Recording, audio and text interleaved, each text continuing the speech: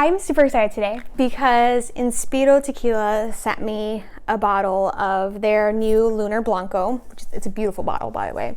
And I wanted to taste it, but I wanted to kind of explain how to taste a tequila while I'm tasting it for the first time. So you get a little bit about the taste, but you also get a little bit about how to be approaching a new tequila at the same time. Let me preface this with, this is how I was taught. There is really no standard. Everyone does it a little bit different. Everyone has new tricks. I'm learning things constantly. So this is just how I was taught from when I've gone to distilleries and, you know, either the master distiller or the owners are walking me through how to taste it according to them. Or when I did my course with the CRT. The CRT is the Consejo Regulador del Tequila. That's the Tequila Regulatory Council, which oversees and regulates the production of tequila and is able to verify what is tequila and what is not. And so I did a course through them, and now I'm certified in tequila culture. So this is how they taught me, as well as what you all have taught me in this Instagram community and this YouTube community, as well as what my parents have taught me too. So it's a little bit of everything. Definitely not the way, but here's one way to do it. There's a few things that you're gonna need. You're gonna need some water, some vodka actually, and a napkin, and of course a glass and tequila. So first let's start with the glass.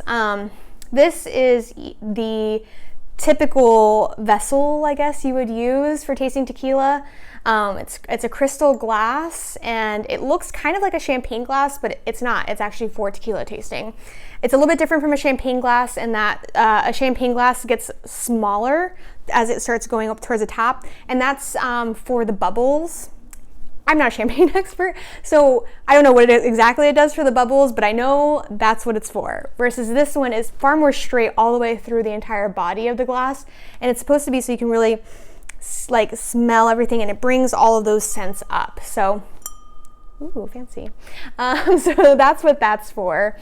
And then there are multiple different kinds of glasses. I mean, there's these little shot glasses as well. There's caballitos, which are like the double shot glasses. There's a lot of different ones, and I'm not saying one is better than the other, but this is what I was taught with, and this is what I've been told is probably the fanciest way to do it, but not necessarily the only way to do it. So this is what I'll be using. It's what I usually sip with. It's what I feel most comfortable with. When you're drinking out of this, it's important to hold it by the stem. You never want to hold it up here or even close to it, because you don't want to be warming up the tequila. Once you start to warm it up with your hand, it kind of changes it a little bit. Not significantly. It's not like you're going to have a whole brand new tequila, but for the sake of the integrity of the glass, you just want to make sure that you're keeping it the way it is. I also find that with this one, you get a really better sense of the viscosity, which is what we're going to be doing next. So let me put this here. Let me open up this bottle. This bottle is, and this brand is made entirely by women, which I just absolutely love. Tequila is a very male-dominated industry. I can't get it open.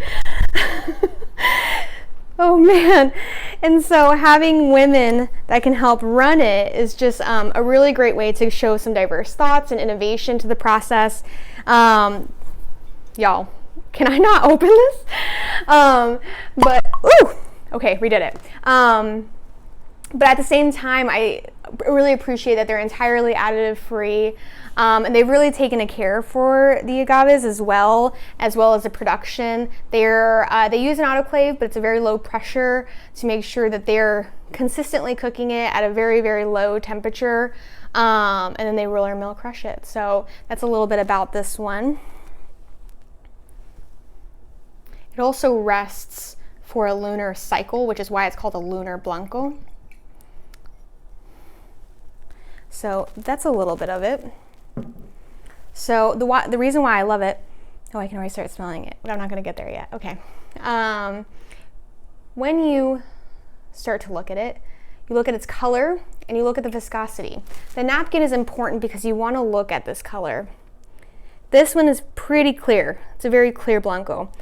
And they probably should be. However, there are Blancos that are rested. For example, Código Rosa is a Blanco, but it's been rested in wine barrels, and so that's what gives it its pink color.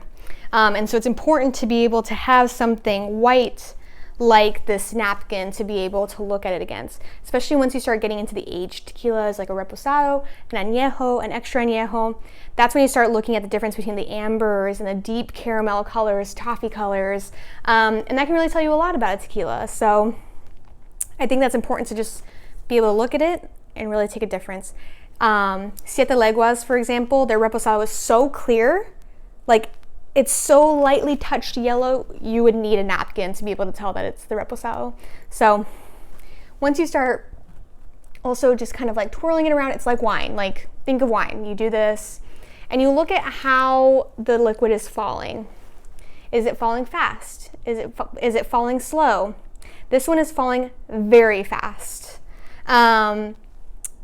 Especially for additive-free tequilas, it should be relatively fast. If it's taking a really long time to like run down the legs, is what they're called, those like the streams of the liquid coming down, that's usually an indication of sometimes it means there's additives added to it, which can be like glycerin or caramel color extracts or just different things that are technically allowed by the CRT to have in a tequila, but aren't necessarily shows the integrity of the agave. And so that's one thing that you kind of look for. And you also want to see how quickly it runs, just to understand what you're about to get into. With a reposado and añejo, sometimes it does take a little bit longer because it's a little bit thicker, it has a little bit more to it, but this one runs extremely fast. So it should be a very simple, very clean tequila. The other thing that you're going to do is you are going to pour a little bit on your hand. And you're going to rub your hands together and put it all around you. It should feel actually a little bit moisturizing. But once you start kind of clapping it together, the first smell that you get should be agave. And that first scent, it's kind of like an earthy smell. Honestly, I don't know what else to describe it beyond like agave, is what tells you what's the primary ingredient. It smells very sweet. It smells like a very sweet caramelized agave. It's the same smell when you like open an oven from cooking agaves, or like think of like cooking, like baking cookies or something, and that like smell that you get of like, you know, it's that chocolate, it's that cookie, it's that yum yums, but like you don't know exactly what that cookie's gonna taste like. That's what this is. So it tells you a really good thing about it. It also, my hands are like dry right now. They're like, I could go do whatever. There are some tequilas out there, we can talk about those later, where your hands will be sticky.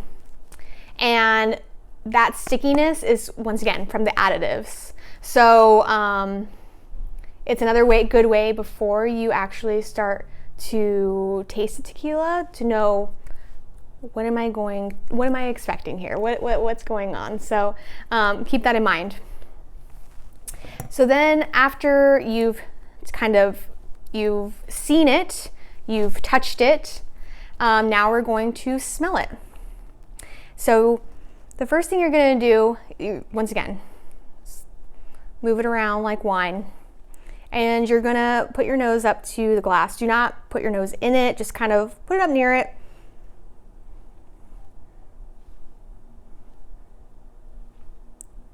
It smells like agave and a little bit of alcohol. The other thing that I was taught is, and this is a little weird, but just like go with me here. It could be woo-woo, but I believe in it, is that each nostril picks up a different kind of smell and different kinds of scents. So it's important to like do each one individually, and you might get something a little bit different. I straight plug my nose and do it because like that's what I do, but I know some people that are very sophisticated and just like smell out of one. I don't know how to do that. I don't know how you close one off, or maybe they're just, I don't know. So I just,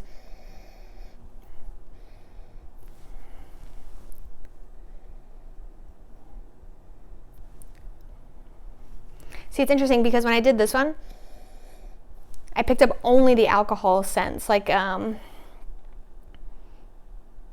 then this one, it was far sweeter, like far more like agave and like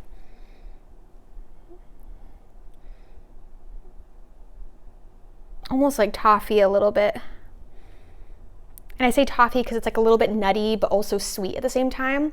So that's what I'm picking up with the scent. After you've done the smells, you also should have like a notebooker with you. If you're doing this like very professionally and like fancy, or you're putting it in like Tequila Matchmaker or something, you should be writing down what you're smelling. The next thing that you're going to want to do is taste it, which is the exciting part.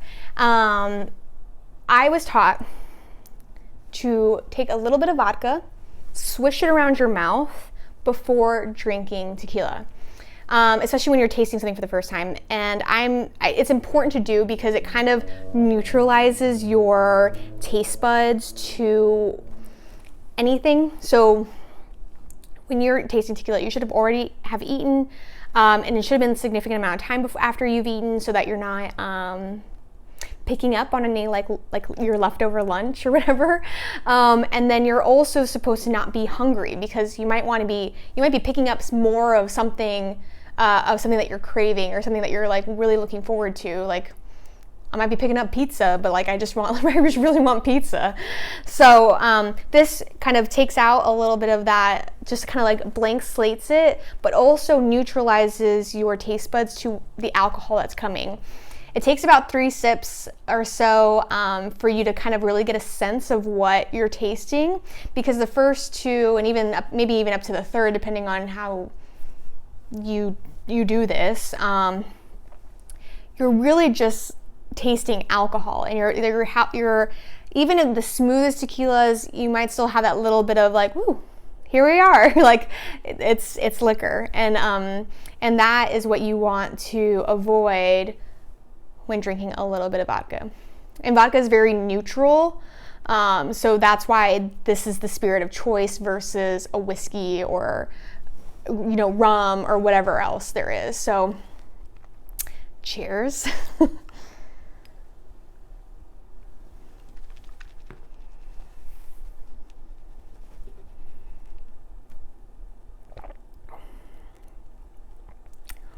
I don't like vodka, but it is what it is.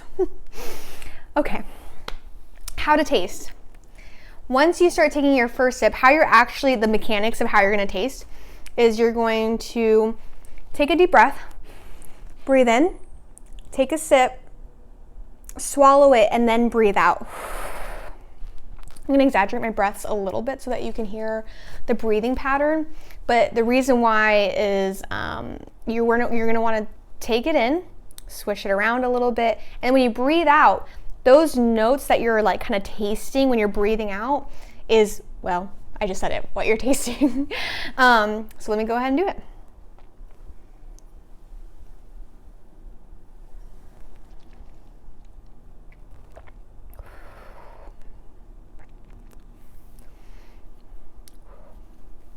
Ooh, that's good.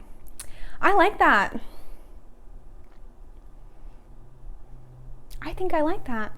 It was a lot of, it was very pure agave. I was like waiting for something else to hit, because I don't know why I was waiting for something else. I feel like sometimes you have tequilas where the Blanco, you get a lot of interesting notes and just different things, but this one was really just like pretty pure agave. Like maybe a little bit of lime zest in there. Let me do another one just to make sure, because that first one, like I said, you're just starting to taste it. By 2nd or 3rd, especially the 3rd, you got some good things. So before I do like a whole deep dive, here we go.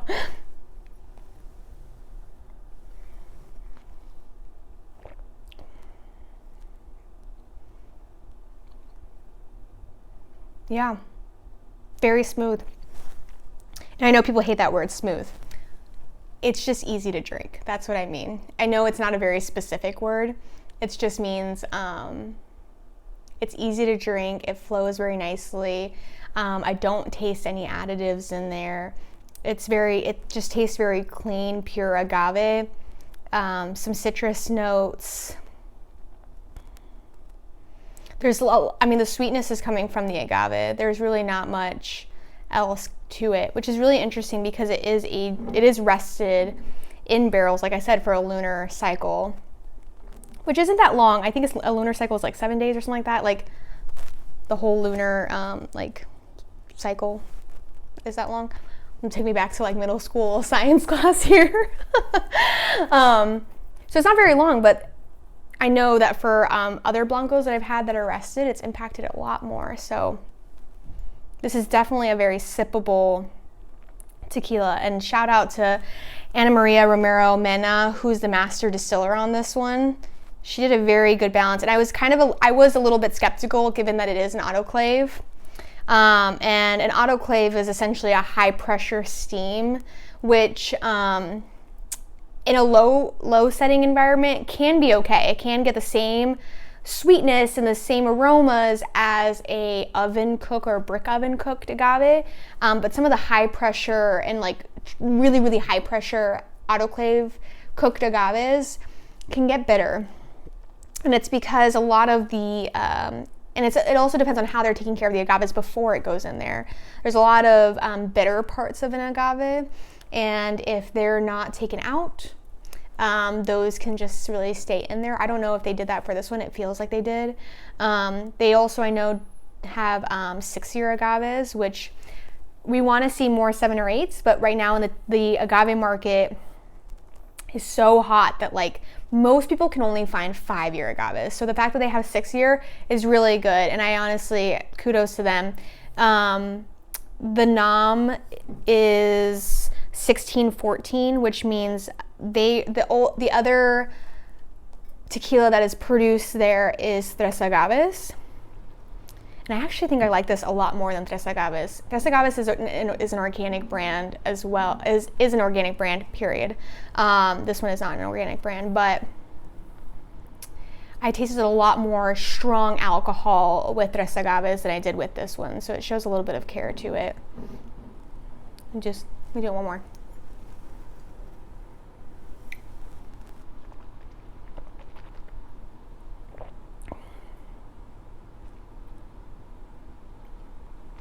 It's good. I feel like it's a lot of, like lime zest, a little bit of like fresh leaves and agave, and I know fresh leaves is like a weird thing to say, but like just very fresh. Like a newborn leaf.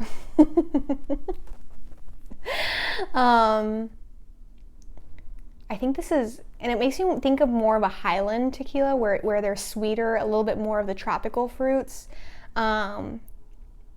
That's what this one's reminding me of. It's less lowland, which is very minerally and earthy.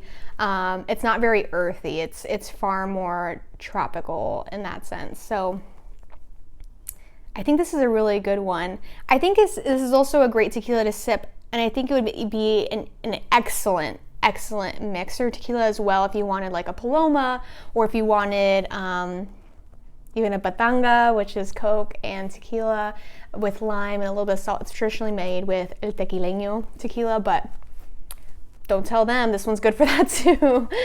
A margarita, give me one of those. That sounds great. But yeah, I think this is a great tequila. So what you would do after that, especially what you do in a flight, is in between you would put this down, maybe do a 4th one if you wanted to take some more notes. You would get a little bit of water just to like cleanse the palate. Usually they have some like little crackers and stuff too to like really bland your palate, and then you would move on to your next one, which is maybe a reposado, an añejo. You would kind of move through each one of those expressions of a tequila so that you can taste what each one has to offer and how they build off of each other.